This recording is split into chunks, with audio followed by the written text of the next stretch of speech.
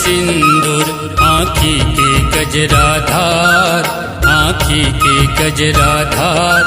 तोर कान महे झुमका औ गरमा सुनहार। मैं दीवाना हो गयो, मैं दीवाना हो गयो। मन भौरा कैसे तोर बरे दीवाना हो गयो। मन भौरा कैसे तोर बरे दीवाना हो गयो।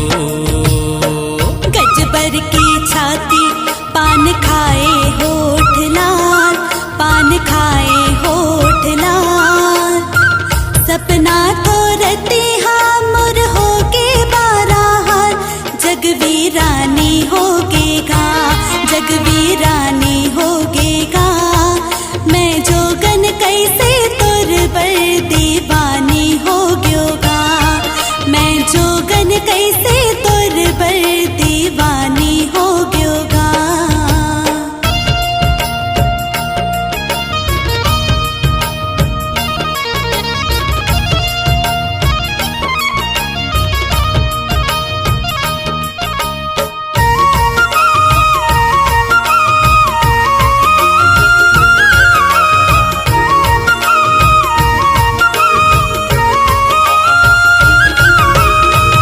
चढ़ती बयस तो मुरुटती जवानी ओ।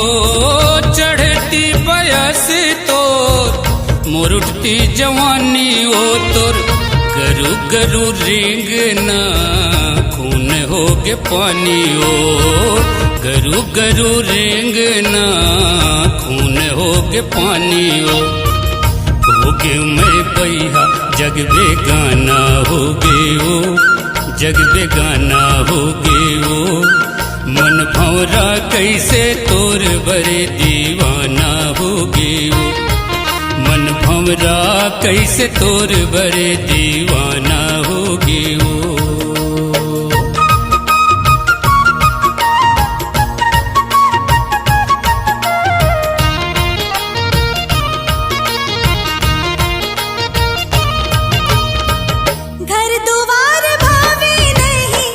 छुट के अन्न पानी का, घर द्वार भावे नहीं। छुट के अन्न पानी का, बुकुर बुकुर रात दिन चरे ये जवानी का।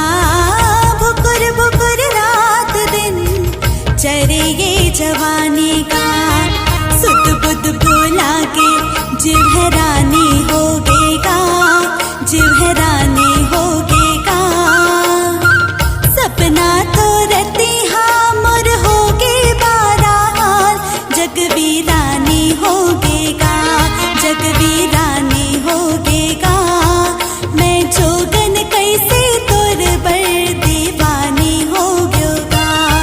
मैं जोगन कैसे तोर बर दीवानी हो गयोगा।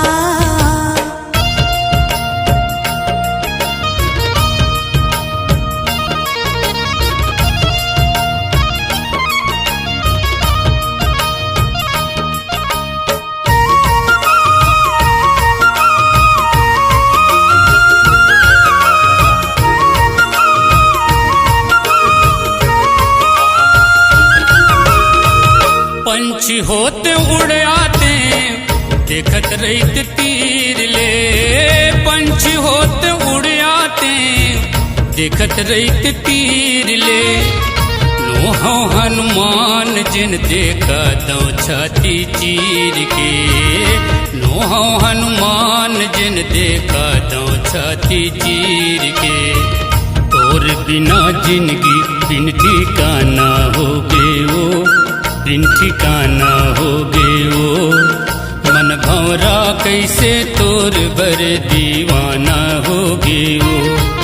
मन भौरा कैसे तोर बर दीवाना हो गयो।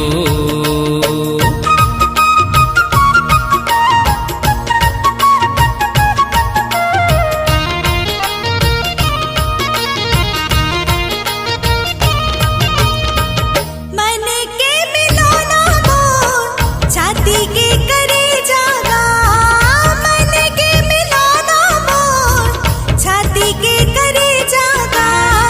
आगू